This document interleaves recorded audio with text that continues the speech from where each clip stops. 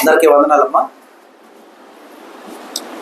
మరి ఈ దినమున మనము మన కొరకై ఈ లోకానికి దిగి వచ్చినటువంటి యేసు ప్రభు వారికి పెట్టబడినటువంటి పేర్లలో ఎన్నో పేరు గురించి తెలుసుకోబోతున్నామమ్మా. అమ్మా 5. ఏం పేరు అది? సమాధానకర్తయగు అధిపతి. సమాధానకర్తయగు అధిపతి అంటే సమాధాన పరిచే విధానంలో ఎన్నున్నాయో తెలుసా? ఈ లోకపరమైనటువంటి సమాధానము అంటే మనం ఏం చెప్పుకుంటాం? ఒక ప్రశ్నకు ఇచ్చే జవాబుగా చెప్పుకుంటాం, అవునా? అలాగే సమాధానకర్తయగు అధిపతి అంటే దేవుని యొక్క ప్రశ్నకు సమాధానం చెప్తూ, అపవాది వేసిన ప్రశ్నలకు సమాధానం చెప్తూ, దేవునితోనూ నరులకి సమాధానం ఏర్పరిచి నిత్యరాజ్య వారసులుగా చేసి, ఆ సమాధానము అనే పదము ఏ రీతిగా రూపాంతరం చెందిందో తెలియచేసేటటువంటి ఆ వివరణ అంతా కూడా ఈ దినం మన పరిశుద్ధ గ్రంథం నుండి ధ్యానం చేసుకుందాం. అయితే సమాధాన పరుచుట అనేటటువంటిది ఎలాంటిది అనేది మొదటగా ఒకసారి చూద్దాం. చూడమ్మా, ఆదికాండ గ్రంథము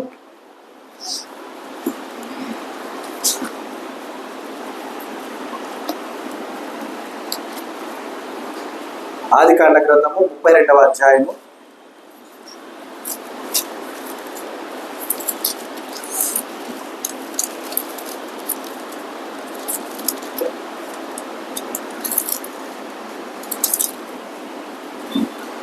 18 నుండి 20 వచనాలు ధ్యానం చేసుకున్నాం. చూడమ్మా. నీవు ఇది నీ సేవకుడైన యాకోబువి, ఇది నా ప్రభువైన యేసావు కొరకు పంపబడిన కానుక. అదిగో అతడు మా వెనుక వచ్చుచున్నాడని చెప్పుమని ఆజ్ఞాపించును. అట్లా అతడు నేను ముందుగా పంపుచున్న కానుక వలన అతని సమాధానపరిచిన తరువాత నేను అతని ముఖము చూచెదను. అప్పుడు అతడు ఒకవేళ నన్ను కటాక్షించుననుకొని మీరు యేసావును చూచినప్పుడు ఆ చొప్పున అతనితో చెప్పవలనని, మీరు ఇదిగో నీ సేవకుడైన యాకోబు మా వెనుక వచ్చుచున్నాడని చెప్పవలనని రెండవ వానికిని మూడవ వానికిని మందల వెంబడ వెళ్ళిన వారికి అందరికీ ఆజ్ఞాపించును. అతడు కానుకను తనకు ముందుగా పంపించి తన గుంపులో ఆ రాత్రి నిలిచెను. ఇక్కడ ఒక చిన్న విషయాన్ని మనం గమనించాలి. దేని కొరకు ఆయన అక్కడ వేచి ఉన్నాడో తెలుసా? చూడండి, ఇవి నీ సేవకుడైన యాకోబు అంటే ఆయన తన అన్నకి పంపిస్తున్నాడు కానుకలు. ఎవరికో కాదు, వేరే రాజుకో ఇంకొకరికో కాదు పంపిస్తుంది, తన అన్నకు పంపిస్తున్నాడు. అన్నకు పంపిస్తూ ఏమని చెప్పన్నాడమ్మా? ఇవి నీ సేవకుడైన యాకోబువి. ఏంటివి అవి? ఆయన పంపించే కానుకలు. ఇది నా ప్రభువైన యేసావు కొరకు పంపబడిన కానుక. అన్న కదా అక్కడ ఉంది. అన్నను ఏమని సంబోధిస్తున్నాడమ్మా? నా ప్రభువు అని సంబోధిస్తున్నాడు. ఇదిగో అతడు మా వెనక వచ్చుచున్నాడు. తర్వాత మా వెనక వచ్చుచున్నాడు. ఎవరు? యాకోబు వెనక వచ్చుచున్నాడు అని చెప్పమని ఆజ్ఞాపించాను. ఈ మాటలు ఎవరికి చెప్పాడు? వెళ్తున్నటువంటి ఆయన సేవకులకు చెప్పాడు ఈ మాటలు. వెళ్ళి మా అన్న వస్తుంటాడు, మా అన్నకు చెప్పండి, నేను ఎలా చెప్పానో అలాగే చెప్పండి. మీ సేవకుడైనటువంటి యాకోబువి ప్రభు అయిన నీ కొరకు పంపిస్తూ ఉన్నాడని చెప్పమని ఆజ్ఞాపించాడు. ఎందుకు ఆయన అలా చేశాడంటే, అట్లతడు నేను ముందుగా పంపుచున్న కానుక వలన అతని సమాధాన పరచిన. ఏం చేయమంటున్నాడు? వెళ్ళి సమాధాన పరచమంటున్నాడు. ఎవరిని? ఎవరినమ్మా? తన అన్నని యేసావుని సమాధాన పరచమంటున్నాడు.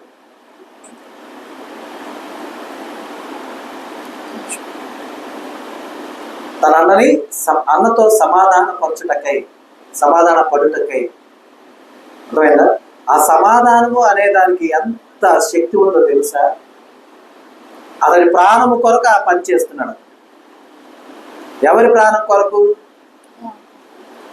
ఎవరి ప్రాణం కొరకు చేస్తున్నాడు మా పని?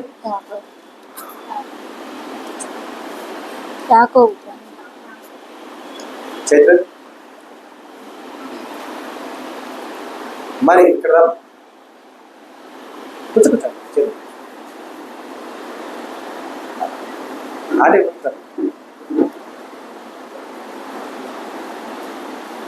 చైత్ర కూర్చోబెట్టమ్మా, నువ్వు ఇక్కడ కూర్చోమ్మా. ఆయన అక్కడ కూర్చోబెట్టుకున్నాడు ముందుకు వచ్చి.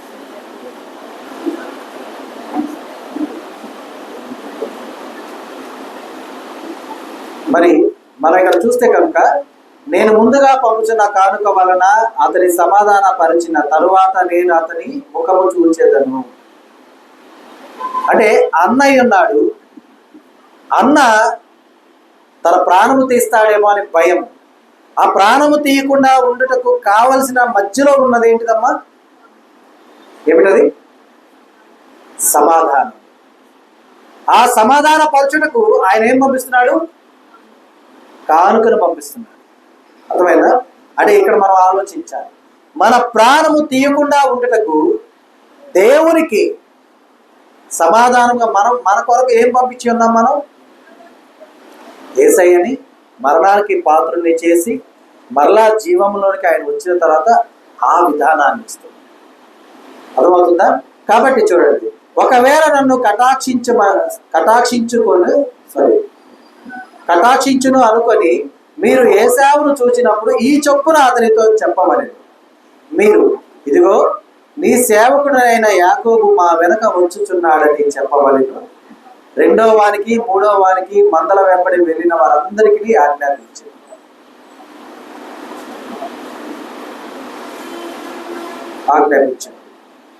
కాబట్టి ఆ రీతిగా ఏ విధంగా అయితే ఆయన ఆజ్ఞాపించి ఉన్నాడు, ఏ విధంగా అయితే ఆయన ముందుగా కానుకలు పంపిస్తూ ఉన్నాడు, అవన్నీ ఎందు నిమిత్తం అంటే ఆ ఇరువురి మధ్య ఏమేర్పడ్డామా? సమాధానం. ఆయన ఏం చేశాడు? చంపేంత తప్ప ఆయన ఏం చేశాడు? ఆయన యొక్క ఆశీర్వాదాన్ని దొంగిలించాడు, మోసం చేశాడు. అర్థమవుతుందా? కాబట్టి ఆ ఆశీర్వాదము మనం కోల్పోకూడదు. అలాగని చెప్పేసి మనం దొంగిలించడానికి మాకు అవకాశం ఉందా? లేదు.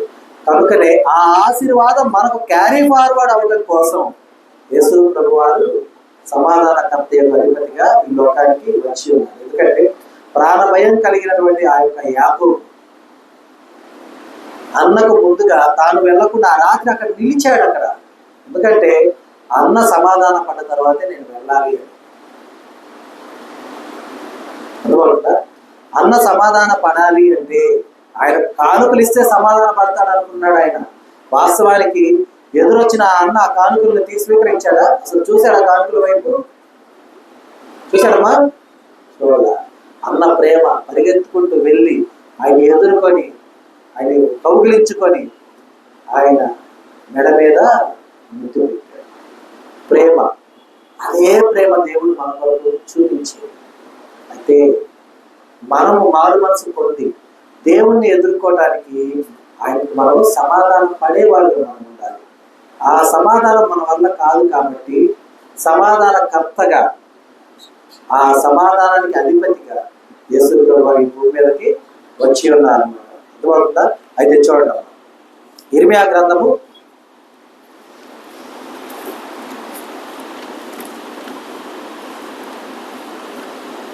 30వ అధ్యాయము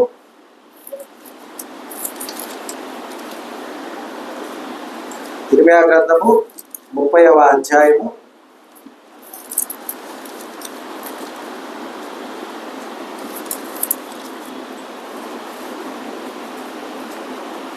4-5 వచనాలు చూడమ్మా. యెహోవా ఇశ్రాయేలు వారిని గురించి యూదా వారిని గురించి సెలవిచ్చిన మాటలు ఇవి. యెహోవా ఇట్లనెను, సమాధానం లేని కాలమున భీతి చేతను దిగులు చేతను జనులు కేక వేయగా వినుచున్నాము. చాలు చూడండి, ఏం లేదంటున్నారు దేవుడు. చూడండి, యెహోవా ఇజ్రాయేలు వారిని గురించి యూదా వారిని గురించి సెలవిచ్చిన మాటలు ఇవి. డైరెక్ట్ గా ఎవరు చెప్పారు ఈ మాటలు? ఎవరు చెప్పారమ్మా? దేవుడే చెప్పాడు. ఏం చెప్తున్నాడు? యెహోవా ఇట్లనే, సమాధానము లేని కాలమున భీతి చేతను దిగులు చేతను జనులు కేక వేయగా వినుచున్నాను. సమాధానం లేని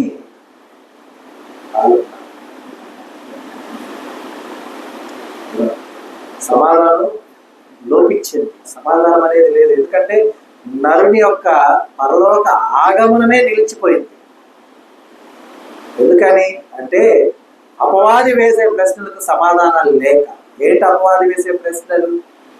ఆనాడు ఆదాముని ఎత్తి వేశావు కదా, మరి ఆదాము పాపమును క్యారీ ఫార్వర్డ్ చేసుకున్న వీరికి ఎలా ఇస్తావు? ఏ రీతిగా ఇస్తావు? దేవుడు ప్రతి విషయంలో అప్డేట్ చేస్తూ అపవాదికి సమాధానం చెబుతూనే ఉన్నాడు. మన విషయమే. ఆయన ఏదో తప్పు చేశాడు సత్యాశించుకుంటాడు కదా, మన విషయమే. అర్థమైందా? మనం ఏ రీతిగా జీవిస్తున్నామో ఆ విధానాన్ని మనం ఈ లోకపరమైనటువంటి జీవితంతో మిళితం చేసి దాంతో కలిపి మనము దేవునికి వ్యతిరేకంగాను దేవుని యొక్క కనుదృష్టి ఎదుట నిందల పాలైన వారుగాను మనం సంచరిస్తూ ఉండగా మన యొక్క నిందలు, మన యొక్క పాప భారం సమస్తమును తీసివేసి మనకు దేవునితో సమాధాన పరచుటకై అపవాది వేసేటటువంటి ప్రశ్నలకు సమాధానం చెప్పుటకై యేసయ్య ఈ లోకానికి వచ్చాడు. ఎందుకంటే సమాధానము లేని సమయాన, అంటే సమాధానం లేని కాలమున భీతి చేతను దిగులు చేతను జనులు ఉండగా. యెషయా గ్రంథము 9వ అధ్యాయం 6వ వచనంలో ఏం జరిగిందమ్మా? సమాధానము కాదు, ఇది చూడండి. సమాధానము లేని కాలమున భీతి చేతను దిగులు చేతను జనులు చింతిస్తూ ఉండగా, కేకలు వేస్తూ ఉండగా, ఆ సమయమున జరిగిన కార్యము ఏంటది? ఏలయనగా మనకు శిశువు పుట్టెను, మనకు కుమారుడు అనుగ్రహించబడెను. ఈ పదాలని దేవుని యొక్క వైపు నుంచి దేవుని యొక్క మాటలతో చెప్పుకుందాం. చూడండి,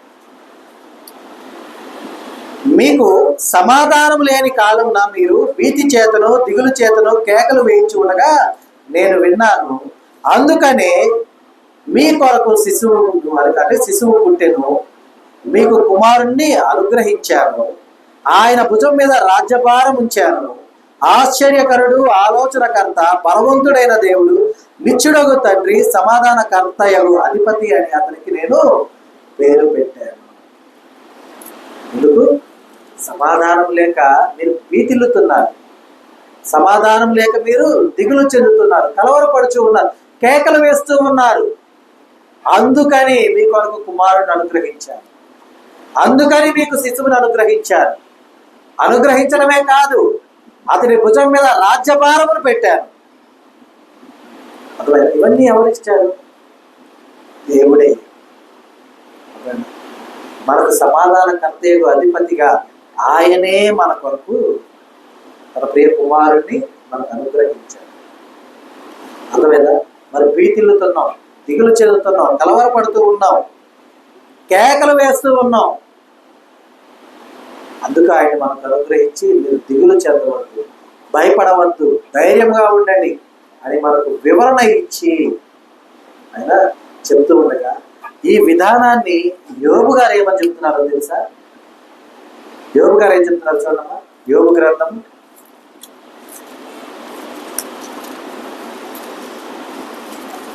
22వ అధ్యాయం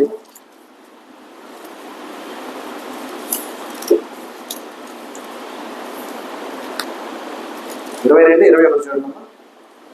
21. ఆయనతో సహవాసం చేసిన ఎడల నీకు సమాధానం కలుగును, అలాగున నీకు మేలు కలుగును. ఎవరితో?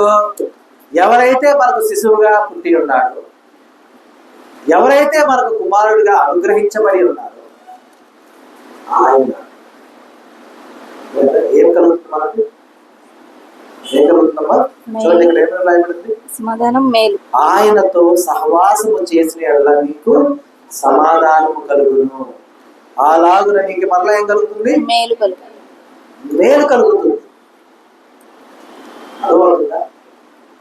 ఎవరితో సహవాసం చేయాలి? ఎవరైతే మనకు శిశువుగా పుట్టి ఉన్నారో, ఎవరైతే మనకు కుమారుడిగా అనుగ్రహించబడి ఉన్నారో ఆయనతో సహవాసం చేయాలి. అర్థమవుతుందా? అలా ఉంటే మనకు ఏం కలుగుతుందమ్మా? సమాధానం. ఎందుకంటే ఆయన సమాధానకర్తయ్య అధిపతి కదా, అవునా కదా? అంటే ఎట్లా అంటే, ఒక చిన్న ఎగ్జాంపుల్.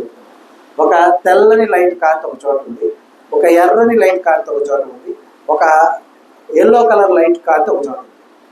మనం ఏ లైట్ కింద నిలబడితే ఆ రంగుని మనం కనబడుతుంటామా లేదా? ఆ రంగులో కనబడతాం లేదా? అంటే మనం ఆ రంగుని తీసేసుకుంటున్నామా? లేదు. ఆ రంగు ఏం చేస్తుంటే దాని యొక్క ప్రకాశమానమైనటువంటి ఆ వెలుగు చొప్పున మనల్ని నింపుతుంది. అర్థమైందా? అంటే ఎరుపు కావచ్చు, పసుపు కావచ్చు, తెలుపు కావచ్చు, ఏ రంగులో మనం ఉంటే ఆ రంగు ఛాయని మనము బయటకు పంపించేలాగా అంటే కనపడేలాగా ఉంటాం. అలాగే సమాధానకర్తయ్యకు అధిపతితో సహవాసము చేసే ఎడల ఆయన కాంతిలో మనం ఉన్న ఎడల మన అందరికీ ఏం లభిస్తుంది? సమాధానం లభిస్తుంది కదా. ఆ సమాధానం పొందుకున్నటువంటి మనము ఏ విధంగా ఉంటాము? మేలు కలిగినటువంటి జీవితాన్ని మనం జీవించేవాళ్ళం. మేలుకరమైనటువంటి జీవితాన్ని మనం జీవిస్తూ సంతోష గానాలతో మనము ఎప్పటికీ నిలిచేవారుగా మనం ఉంటూ ఉంటాం. కాబట్టి మనం ఏం చేయాలమ్మా? ఆ విధానాన్ని అవలంబించుకునే వారుగా ఉండాలి, గ్రహించేవారుగా ఉండాలి, ఆ రీతిగా మనం సంచరించేవారుగా ఉండాలి, ఆయనతో సహవాసం చేసేవారుగా ఉండాలి. సహవాసము అంటే ఒకటి అర్థం ఏంటి? ఫ్రెండ్షిప్. రెండవ అర్థం ఏంటి? సహజీవనం. సహవాసము అంటే కలిసి జీవించుట, కలిసి నివసించుట, ఫ్రెండ్షిప్ చేయుట. అర్థమైందా? అలా ఉంటే మనకు సమాధానం లభిస్తుంది. అలాగే ఏమి లభిస్తుందమ్మా? మేలు లభిస్తూ ఉన్నది. అర్థమవుతుందా? అయితే ఇప్పుడు మన లోకంలో ఒక సామెత ఉన్నది. ఏంటంటే 6 నెలలు సహవాసం చేస్తే వారు వీరు, వీరు వారు. అంటే అక్కడ ఏంటంటే అర్థం, వారి అలవాట్లు వీరికి, వీరి అలవాట్లు వారికి లభిస్తాయి. మా పైన కూర్చోమ్మా, మా పైన కూర్చోమ్మా. చైత్రని ఇక్కడికి వస్తాడు ఉంది చేయరు. కాబట్టి మనము దేవునితో సహవాసం చేసేవాళ్ళుగా ఉండాలి. అయితే మనం చెప్పుకున్నాం కదా, 6 నెలలు సహవాసం చేస్తే వీరు వారు, వారి అలవాట్లు వీరికి వస్తాయి అనుకున్నాం కదా. అయితే ఆ 6 నెలల సహవాసం కాదు, ఇక్కడ ఒక్క క్షణం ఆయనతో సహవాసం చేస్తే ఆయన ఏం చేస్తాడో తెలుసా? చూడండి, యెషయా గ్రంథం 53వ అధ్యాయము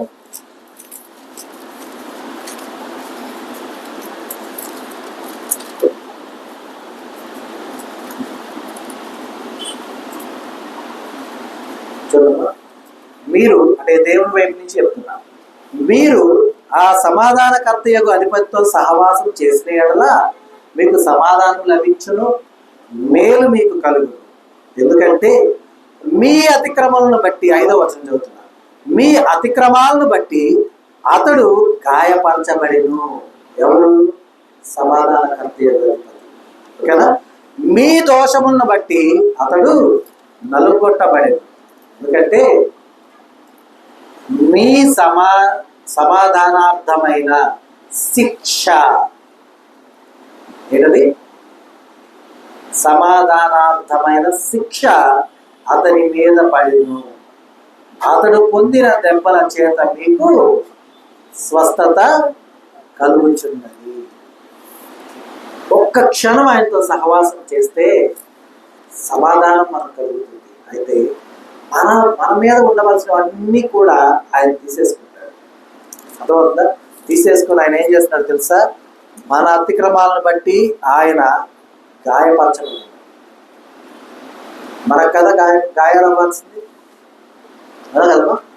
సహజంగా 6 నెలలు సహవాసం చేస్తేనే వారి అలవాట్లు వీరికి, వీరి అలవాట్లు వారికి వస్తాయి. కానీ చూడండి, ఒక్క క్షణము దేవునితో మనం సహవాసం చేస్తే మనం పొందాల్సిన గాయాలు ఆయన పొందుతున్నారు.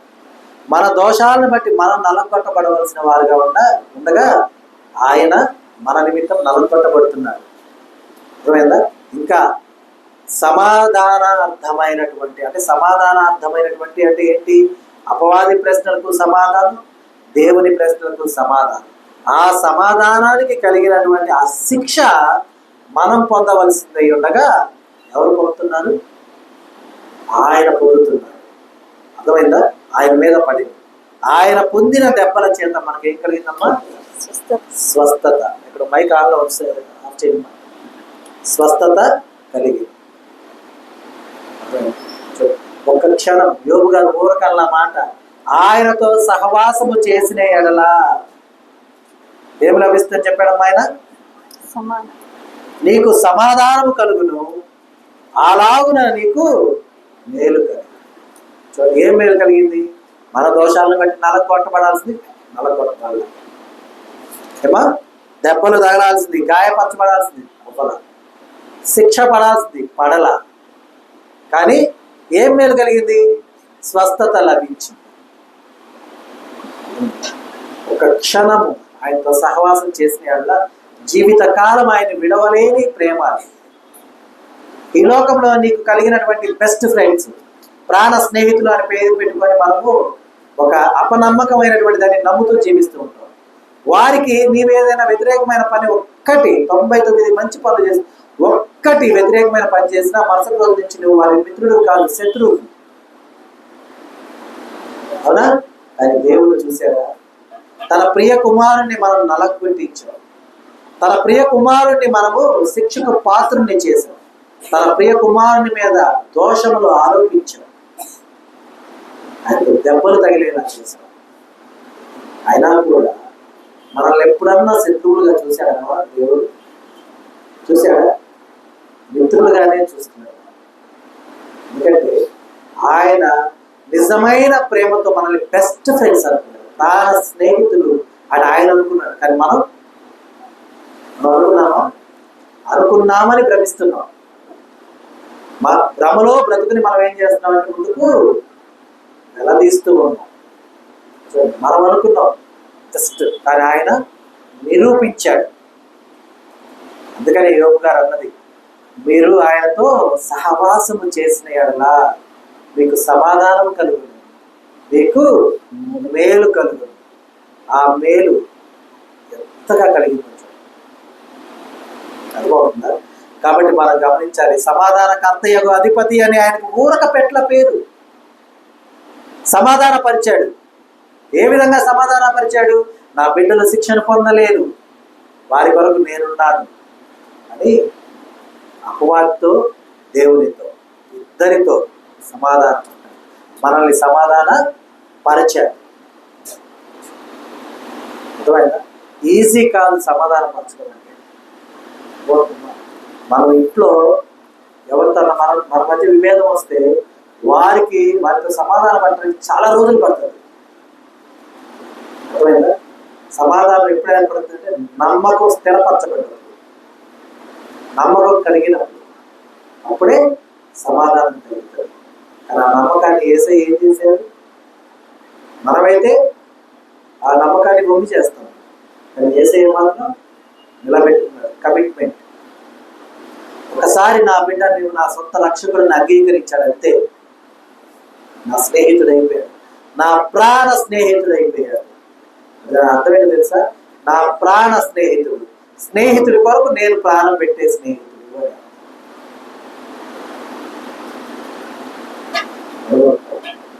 మరి ఆ గొప్ప విధానం, ఆ గొప్ప కమిట్మెంట్ మనలో ఉందా? యేసయ్య కొరకు, నా కొరకు కార్చబడినటువంటి రక్తము కొరకు నేను జీవించేవాడుగా ఉండాలి. ఎక్కడ జీవించేవాడుగా? నిత్యరాజ్యమందు జీవించేవాడుగా ఉండాలంటే నా మీద ఏముండకూడదు? ఎటువంటి నేరారోపణలు ఉండకూడదు, ఎటువంటి నిందలు ఉండకూడదు. నేను నిరపరాధిగా ఉండాలి. నా దేవుని కనుదృష్టి ఎదుట ఎలా ఉండాలమ్మా? నిందారహితుడుగా ఉండాలి.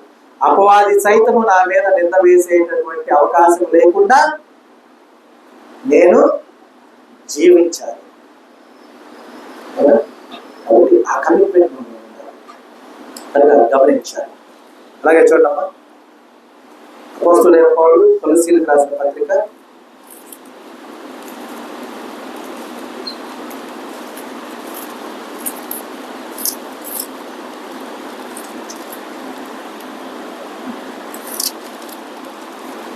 1వ అధ్యాయం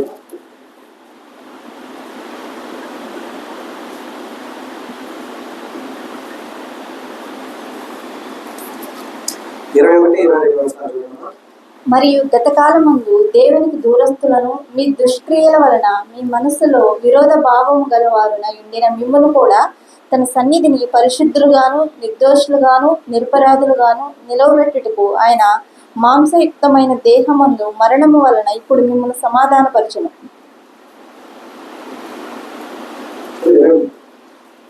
పునాది మీద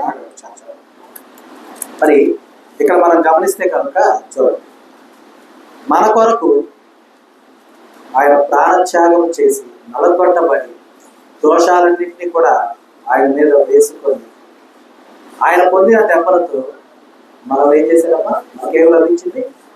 స్వస్థత లభించింది. ఎందుకంటే గత కాలమందు దేవునికి దూరస్తులు ఎవరు? మనమే. గత కాలమందు మనము దేవునికి ఎలా ఉన్నాం? దూరస్తులుగా ఉన్నాం. ఎందుకని? మన దుష్క్రియల వలన మన మనస్సులో విరోధ భావము గలవారమై ఉన్నాం మనం. అలా ఉన్న మనల్ని కూడా తన సన్నిధిని పరిశుద్ధులుగా, ఎవరి సన్నిధి? దేవుని సన్నిధిన ఏ విధంగా పరిశుద్ధులుగాను, నిర్దోషులుగాను, నిరపరాధులుగాను నిలవబెట్టుటకు ఆయన మాంసయుక్తమైన దేహమందు మరణము వలన ఇప్పుడు మిమ్మును సమాధాన పరిచెను. మాంసాయుక్త దేహం ఆయన ఏం చేశాడమ్మా? మనల్ని సమాధాన పరిచాడు. ఎవరితో? దేవునితో. అర్థమైందా?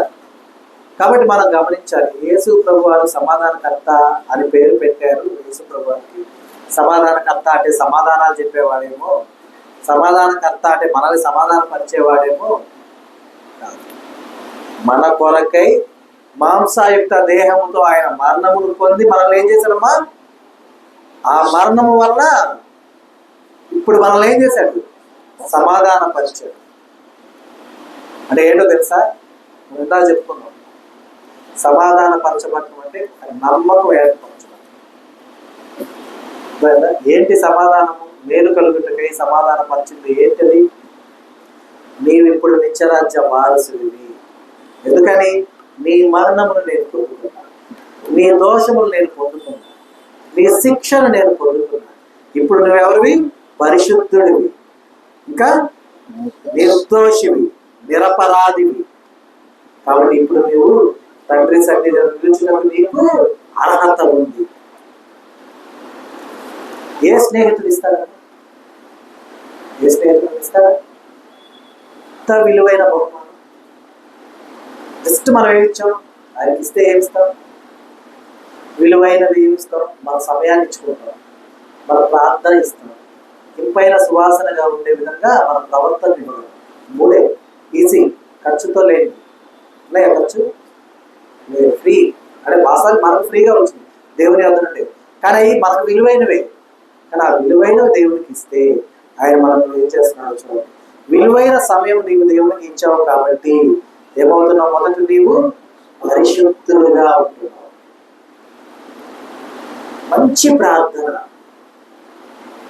సాంబ్రాణి బట్టి ప్రార్థన, ధూపం బట్టి ప్రార్థన చేస్తున్నావు కాబట్టి నువ్వు ఎవరుగా మార్చబడుతున్నావు? నిర్దోషిగా మార్చబడుతున్నావు. ఇంపైన సువాసన కలిగిన విధమైనటువంటి సుగంధ ద్రవ్యము వంటి బోలము వలె నీ ప్రవర్తనను నేను చేసుకుంటావు కాబట్టి నువ్వు ఎలా ఉంటావమ్మా? నిరపరాధిగా ఉంటావు. కేవలం మనకు ఉచితంగా ఉంచినవి దేవుడికి ఇస్తే రక్తము చిందించితే గాని రాని వాటిని మనకు దేవుడు అవిస్తూ దేవుణ్ణి సమాధానపరిచాడు.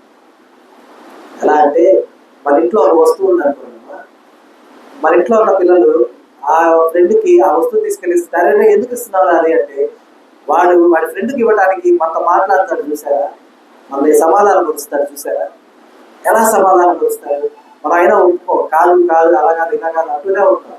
అయితే దేవుణ్ణి సమాధాన పరచడానికి మనం ఏం చేశాడు? పరిశుద్ధులుగా చేశాడు, నిర్దోషులుగా చేశాడు, నిరపరాధులుగా చేశాడు. అవి చేస్తే అంతటి అయిపోలా. మన పిల్లోడు ఇంట్లో ఉన్న వస్తువు వాళ్ళ ఫ్రెండ్కి ఇచ్చేస్తే వాడికి ఇక్కడ ఏముండదు? ఆ వస్తువు ఇంట్లో ఉండదుగా, అది ఆడుకోవడానికి కానీ ఉపయోగించుకోవడానికి ఆ వస్తువు ఉండదుగా. ఉంటుందా? ఉండదు. అలాగే ఇక్కడ ఆ విధానాలన్నీ దేవుడు మనకి మనకి ఇచ్చేసాడు కాబట్టి ఆయనకి ఏముండదు? జీవం ఉన్నది ఈ లోకంలో. ఎందుకంటే మనకు జీవం లేదు కదా ఈ లోకంలో. ఉందా? మరణ పాత్రలం కదా మనం. ఆ మిగిలి ఉన్న మరణాన్ని ఆయన తీసుకొని మనల్ని ఏం చేసినామో సమాధానపరిచాడు దేవుడితో. చూడండి, నిరపరాధులుగాను నిలబెట్టుటకు ఆయన మాంసయుక్తమైన దేహమందు మరణము వలన ఇప్పుడు మిమ్మును సమాధానపరిచెను. మనల్ని సమాధానపరిచాడు. అయితే మనం ఎలా ఉండమంటున్నాడు తెలుసా? ఎందుకంటే మనము నిరపరాధులుగా ఉండాలి, నిర్దోషులుగా ఉండాలి, పరిశుద్ధులుగా ఉండాలని మనల్ని మనం ఎలా మోల్డ్ చేసుకోగలుగుతాం? ఇది విధానం, ఇది నడిచేటటువంటి పద్ధతి అంటే మనకి ఎవరైనా చెప్తే తెలుస్తుంది. యేసయ్య చెప్పాడు. అయితే లోకం మనల్ని ఏం చేస్తుంది? ఒక్కొక్కసారి భయపెడుతుంది, ఒక్కొక్కసారి కంగారు పెడుతుంది. అయితే దాన్ని జయించుటకు యేసయ్య ఏం చేయమంటున్నాడో చూడండి. అపోస్తులైన పౌలు ఫిలిప్పీయులకు రాసిన పత్రిక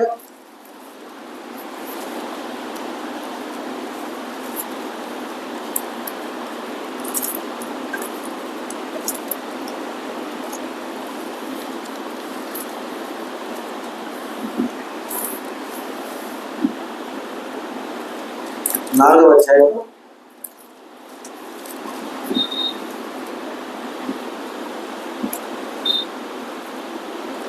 6-7 వచనాలు.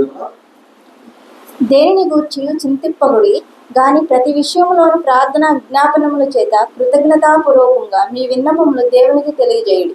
అప్పుడు సమస్త జ్ఞానమునకు మించిన దేవుని సమాధానం యేసుక్రీస్తు వలన మీ హృదయములకును మీ తలంపులకును కావలియుండును. దేన్ని గూర్చి చింతింపకుడి గాని ప్రతి విషయంలోనూ ప్రార్థన విజ్ఞాపనముల చేత కృతజ్ఞతాపూర్వకంగా మీ విన్నపములు దేవునికి తెలియజేయుడి. అప్పుడు సమస్త జ్ఞానములకు మించిన దేవుని సమాధానము యేసుక్రీస్తు వలన మీ హృదయములకును మీ తలంపులకును ఏం చేస్తామా? కావలి గాయడం అంటే అర్థం ఏంటి? కావలి గాయడం అంటే అర్థం ఏంటి?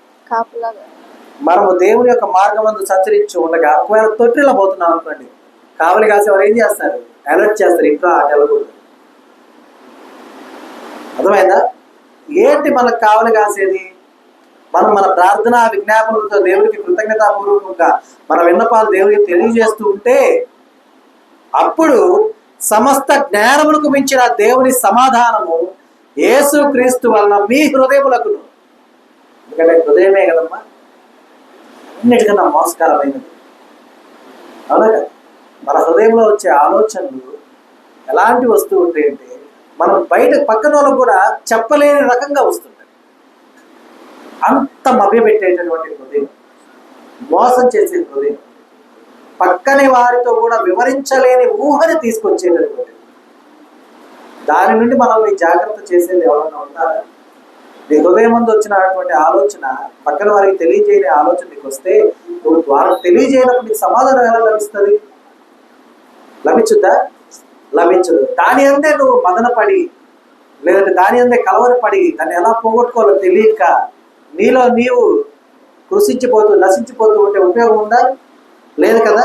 అందుకే దేవుడు చెప్తున్నాడు, మీ హృదయమునకులు అలాగే మీ తలంపులకు ఎవరు కావులు ఉంటారు? ఏంటిది కావులు ఉండేది? సమాధానం. అంటే ఎవరు? యేసయ్య. ఆయనే కావులు ఉంటారు. ఎందుకంటే హృదయాంతరంగములు ఎరిగిన దేవుడు, మీ హృదయపు ఆలోచన తెలుసుకున్న దేవుడు, మీ తలంపుల్లో ఉన్నటువంటి లోతైన విధానం తెలుసుకున్న దేవుడు, నీతో ముచ్చటించే దేవుడు. నువ్వు పక్కన వాళ్ళకి చెప్పలేకపోవచ్చు, నీ ప్రాణ స్నేహితులకు నువ్వు చెప్పలేకపోవచ్చు, కానీ ముందుగానే గుర్తెరిగిన ఆయన నీ ఒక్క ప్రార్థన విజ్ఞాపనము ఆయన చెవిన పడితే చాలు, నీ హృదయానికి కావలి కాస్తాడు, నీ తలంపులకి కావలి కాస్తాడు, నిన్ను నిర్దోషిగా నిలబెడతాడు, నిరపరాధిగా నిలబెడతాడు, నేను పరిశుద్ధులుగా నిలబెడతాడు. అర్థమైందా? ఎప్పుడు ఆయనతో సహవాసము చేసిన ఎడల కండిషన్ సప్లై. అర్థమైందా? నేను సహవాసం చేయను, నాకయ్యా నా గురించి నీకు అంతా తెలుసు కదా, నీకు తెలియదు ఈ లోకంలో ఏముంది, అవన్నీ కాదు. అర్థమైందా? దేవునితో మనం సహవాసం చేయాలి, అన్ని సమకూర్చబడతాయి. అర్థమైందా? మీరే బండి నడిపేవాళ్ళనుకున్నారు సబ్జెక్ట్ బండి, అందరూ బండి నడుపుతారు కదా, గమనించారా? మీరు వెళ్ళే అంటే మీరు వెళ్ళాల్సిన చోటుకి ఒక్కొక్కసారి మీరు ఏదో ఆలోచనలో ఉన్నా కూడా బండి నేరుగా అంటే వెళ్ళిపోతుంది. గమనించారు ఎప్పుడన్నా? మీరు వెళ్ళాలి అని ఇంటెన్షన్గా బండి తిప్పరు. మీరు వేరే ఆలోచనలోనో వేరే విధానంలో ఉన్నప్పుడు ఆటోమేటిక్గా బండి ఏం చేస్తుంటే అంటే వెళ్ళిపోతుంది, కానీ తిప్పేది మీరే. కానీ ఏం దాన్ని తిప్పేది? స్టీరింగ్ అది తిరుగుద్దా? హ్యాండిల్ తిరుగుద్దా? తిరగదు. మీ సబ్ కాన్షియస్ మైండ్ ఏం చేస్తుంటే బండిని నడుపుతుంటారు, మీ కాన్షియస్ మైండ్ ఏం చేస్తుంటే వేరే ఆలోచనలు ఆలోచిస్తూ ఉంటారు. అయితే ఏ రీతిగా అయితే మీ సబ్ కాన్షియస్ మైండ్ మీరు వెళ్ళాల్సిన గమ్యానికి సరిగ్గా తీసుకువెళ్తుందో, మీకు ఎదురొచ్చే పనులు కావచ్చు, ఎదురొచ్చే మనుషులు కావచ్చు, ఎవరన్నా వచ్చినా సరే మీరు అలర్ట్ అయ్యి చూసిన తర్వాత నేను ఇంత దూరం నేను వచ్చేసానా అని ఆశ్చర్యపోయే రోజులు కూడా ఉంటాయి. అన్నిటిని తప్పించుకొని ఎలా వచ్చాం అనే ఆలోచనలు కూడా వస్తాయి. అలాగే మన హృదయాలకి, మన తలంపులకి యేసయ్య కావలి కాస్తాడు. అర్థమవుతుందా? కాపలా ఉంటూ మనల్ని నడిపిస్తాడు, మనల్ని ముందుకు సంచరింపచేస్తాడు. అయితే మనం ఎలా ఉండాలో చూడండి. చివరగా అపోస్తులైన పౌలు రోమీయులకు రాసిన పత్రిక 5వ అధ్యాయం 1వ వచనం చూడమ్మా. కాబట్టి విశ్వాస మూలమున మనం నీతిమంతులముగా తీర్చబడి మన ప్రభువైన యేసుక్రీస్తు ద్వారా దేవునితో సమాధానం కలిగి ఉన్నాము.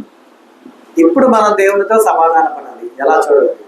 కాబట్టి విశ్వాస మూలమున మనము నీతిమంతులుగా తీర్చబడి మన ప్రభువైన యేసుక్రీస్తు ద్వారా, ఇది గమనించండి, యేసుక్రీస్తు ద్వారా దేవునితో సమాధానం కలిగి ఉన్నాము. దేన్ని బట్టమ్మా? విశ్వాసమును బట్టి నీతిమంతులుగా తీర్చబడి. మనకు విశ్వాసం అంటే మనము నీతిమంతులుగా తీర్చబడతాం. నీతిమంతులుగా తీర్చబడిన తర్వాత మన ప్రభువైన యేసుక్రీస్తు ద్వారా దేవునితో సమాధానం కలిగి ఉంటున్నాం. సమాధాన కర్తయ్యకు అధిపతి సాక్రిఫైస్ చేస్తే వచ్చింది సమాధానం, నేను నడిపిస్తే వచ్చింది సమాధానం, నీకు తోడై ఉంటే వచ్చింది సమాధానం, నీ శిక్షను పొందితే వచ్చింది సమాధానం, నీ దెబ్బలు ఆయన పొందితే వచ్చింది సమాధానం.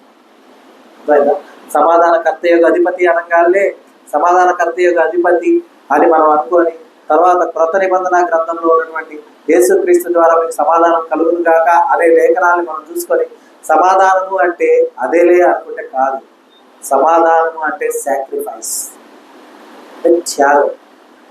సమాధానము అంటే ఫ్రెండ్షిప్, అంటే స్నేహం. సమాధానము అంటే నీ కొరకు రక్తం చెందించుట. సమాధానము అంటే నీ పాప దోషాన్ని మోయుట. సమాధానము అంటే నీ దోషాలు తీసివేయుట. సమాధానము అంటే నిన్ను పరిశుద్ధులుగా చేయుట. సమాధానము అంటే నిన్ను నిర్దోషులుగా ఉంచుట. సమాధానము అంటే నిన్ను నిరపరాధిగా ఉంచుట. సమాధానము అంటే నిన్ను దేవుని యొక్క వారసునిగా చేయుట. అర్థమైందా? ఇది సమాధానము అంటే. ఆ సమాధానము చేయగలిగినటువంటి, సమాధాన పరచగలిగినటువంటి ఏకైక దైవ కుమారుడు యేసయ్య మాత్రమే. కాబట్టి ఆయన సమాధాన కర్తయ్యకు అధిపతి అని అతనికి పేరు పెట్టబడింది. మరి ఈ దినమున మనం చదువుకున్న లేఖనాలన్నింటినీ కూడా నేను ఒక షార్ట్గా కంటిన్యూగా చదువుతాను. మీరు హృదయపు వాకిళ్ళు విప్పి ఆ యొక్క లేఖనాన్ని మీ హృదయంలో ధ్యానం చేసుకోండి. ఎంత గొప్ప సమాధానం మీకు లభిస్తుంది, మనకు లభిస్తుందో చూద్దాం. ఒకసారి చూడండి, మొదటి నుంచి చదువుతాను. చూడండి, యాకోబు గారు స్టార్ట్ చేస్తున్నారు. యాకోబు గారు స్టార్ట్ చేస్తూ తన అన్నతో సమాధాన పట్టుకై, తన ప్రాణమును నిలబెట్టుకున్నట్టుకై ఆయన చేయించినటువంటి మనవి నుంచి మొదలు పెట్టండి. చూడండి, ఇవి నీ సేవకుడైన యాకోబువి, ఇది నా ప్రభు అయిన యేసేవు కొరకు పంపబడిన కానుక. ఇదిగో అతడు మా వెనక వచ్చుచున్నాడని చెప్పమని ఆజ్ఞాపించాను. అట్లతడు నేను ముందుగా పంపుచున్న కానుకల వలన అతనికి సమాధాన పరిచిన ఎడల తర్వాత నేను అతని ముఖము చూచెదను. అప్పుడు అతడు ఒకవేళ నన్ను కటాక్షించును అని. అర్థమైందా? కటాక్షించి, మీరు యేసేవును చూసినప్పుడు, అట్లా కటాక్షిస్తాను మీరు యేసేవును చూసినప్పుడు ఆ చొప్పున అతనితో చెప్పవాలి. అంటే పంపిస్తున్న కానుక ఆయన సాటిస్ఫై చేయగలిగితే, నా మీద నా కోపాన్ని తీసివేయగలిగితే అప్పుడు ఆయనకు చెప్పండి. ఏమని చెప్పాలి? ఇదిగో నీ సేవకుడైన యాకోబు మా వెనక వచ్చుచున్నాడు. ఆయన సాటిస్ఫై అయితే అప్పుడు చెప్పండి, మా వెనక వచ్చుచున్నాడు అని చెప్పేసి. అర్థమైందా? అని చెప్పాలని చెప్పేసి వారికి ఆయనకున్నటువంటి అందరికీ కూడా ఆజ్ఞాపించాడు. ఓకేనా? అయితే ఆ సమాధానం, ప్రాణ భయానికి కలిగినటువంటి ఆ యొక్క ఓదార్పు లేని సమయం అది. కాబట్టి అది ఎవరు చూశారో చూడండి. యెహోవా ఎందుకంటే యాకోబు అప్పుడు యాకోబుగా ఉన్నాడు, దేవునితో పోరాడి గెలిచిన తర్వాత ఎవరయ్యారు? ఇజ్రాయేల్ అయ్యాడు. కాబట్టి యెహోవా ఇజ్రాయేల్ వారిని గురించి, యూదా వారిని గురించి సెలవిచ్చిన మాటలు ఏంటవి? యెహోవా ఇట్లా, నేను సమాధానము లేని కారణమున భీతి చేతను దిగులు చేతను ప్రజలందరూ భయపడుచుండగా ప్రజలందరికీ నీ కలుగు మహా సంతోషకరమైన సువర్తమానము తెలియజేయుటకు దూతను పంపెను. దూత ఏం చెప్పాడు? నేడు మీ కొరకు రక్షకుడు పుట్టి ఉన్నాడు, అర్థమైందా అని చెప్పాడు. అని చెప్తూ ఏలయనగా మనల్ని అనుకోవడానికి, నేను సమాధానం లేక భీతి చేతను దిగులు చేతను ఉండగా నా కొరకు శిశువు పుట్టాడు, నా కొరకు కుమారుడు అనుగ్రహింపబడేను, ఆయన భుజం మీద నా రాజ్యభారం ఉండెను. మంచి ఆలోచన చెప్పుటకు, ఆశ్చర్య కార్యములు చేయుటకు, అలాగే నన్ను బలపరచుటకు, నిత్యము నా దోషములు నా నుండి తీసివేయుటకు, తండ్రితో నన్ను సమాధానపరచుటకు ఆయనకు ఆ పేర్లు పెట్టబడింది. ఆ పేర్లతో పెట్టబడినటువంటి ఆయనతో నేను సహవాసము చేసిన ఎడల నాకు సమాధానము కలుగును, అలాగున నాకు మేలు కలుగును. ఎందుకంటే నా అతిక్రమాలను బట్టి అతడు గాయపరచబడెను, నా దోషములను బట్టి ఆయన నలగొట్టబడెను, నా సమాధానార్థమైనటువంటి శిక్ష అతని మీద పడెను, అతడు పొందిన దెబ్బల చేత నాకు స్వస్థత కలుగుచున్నది. కాబట్టి గతకాలమందు నేను దేవునికి దూరస్తున్నై ఉండగా నా యొక్క దుష్క్రియల వలన నా మనసులో విరోధ భావము గలవాడినై ఉండగా నన్ను కూడా తన సన్నిధిని పరిశుద్ధునిగా, నిర్దోషినిగా, నిరపరాధిగా నిలబెట్టుటకు ఆయన మాంసాయుక్తమైన దేహమందు మరణము వల్ల ఇప్పుడు నన్ను సమాధానపరిచాను, నేనే పాపము చేయలేదు అని చెప్పి. అర్థమైనా? దాన్ని గురించి ఇక నేను చింతించేవాడిని కాదు. ఎందుకంటే నాకు ఇక దేవుని యొక్క రాజ్యమందు చోటు లేదేమో అని చెప్పేసి నేను చింతించేవాడిని కాదు. ప్రతి విషయంలో నేను ప్రార్థన విజ్ఞాపనముల చేత కృతజ్ఞతాపూర్వకముగా నా విన్నపములను నా దేవునికి తెలియచేసేవాడుగా ఉంటాను. అప్పుడు సమస్త జ్ఞానములకు మించిన దేవుని సమాధానము నా యేసయ్య వలన నాకు, నా హృదయములకు, నా తలంపులకు కావలి ఉండదు. కాబట్టి విశ్వాసము వలన నేను నీతిమంతుడిగా తీర్చబడి నా ప్రభు అయిన యేసుక్రీస్తు ద్వారా నా దేవునితో సమాధానము కలిగి ఉందును.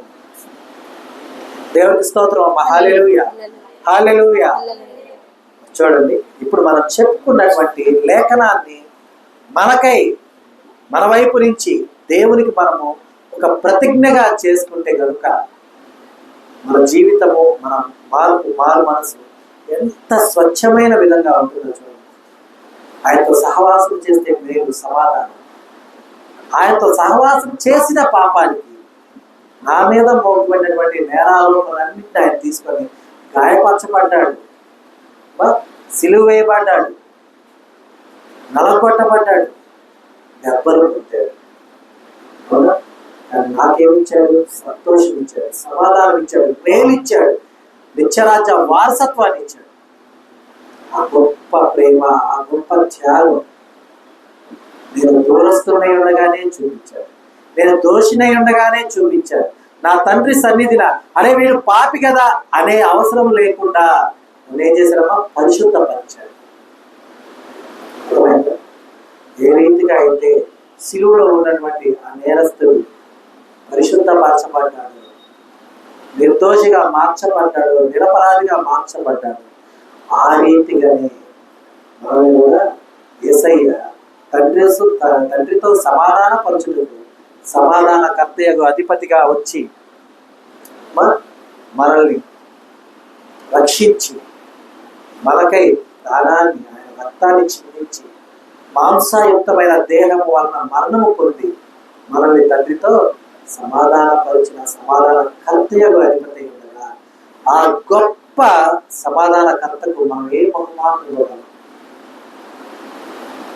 చేస్తే పోలా? ఇద్దామా వద్దా? వద్దా? ఇద్దామా వద్దా? కొందరే మాట్లాడు. దేవుని కృపను పొందుకుందా వద్దా? పొందుకుందా వద్దా? ఎంతమంది కావాలి దేవుని కృప? చేతులు ఎత్తాలి, దేవుని కృప కావాలని. చేతులు ఎత్తలే, కనపడేలాగా ఎత్తాలి. నేను చేతులెత్తుట సాయంకాల నైవేద్యము వలెను నా ప్రభు సన్నిధికి వెళుతూ ఉండగా ఆయన కృపను నేను పొందుకున్నట్టుకు అర్హుడనో కాను నాకు తెలియదు, కానీ ఆయన యొక్క సమాధాన బలి నన్ను నా దేవుని ఎదుట పరిశుద్ధునిగా, నిర్దోషినిగా, నిరపరాధిగా నిలబెట్టుట వలన నా దేవునితో నాకు సమాధానం ఏర్పడి ఉండగా, సమాధాన కర్తయగు అధిపతి నా హృదయమునకు నా యొక్క తలంపులకు కావలి కాస్తూ ఉండగా నేను ఆయనతో చేయుచున్న ఈ సహవాసము గొప్ప బహుమానకరమైనటువంటి విధమున నేను జీవించినప్పుడు నా సమయమును నా దేవునితో గడుపుచు నా ప్రార్థన ఆయన సన్నిధిని చేరు ధూపార్తి వలె ఉండు విధముగా ఉంటూ ఆ యొక్క ప్రవర్తన అంతా కూడా ఇంపైన సువాసన ఇచ్చేటటువంటి పోలముగా మార్చుకునేదను. మరి నా యొక్క ప్రభువు నా కొరకు జన్మించిన ఈ శుభ తరుణమున నేను నా దేవునికి చేయించున్న వాగ్దానము అని మనమంతా కూడా ప్రతిష్ఠించుకుందామా వద్దా? మరి దేవునికి బహుమానం ఇద్దామా వద్దా?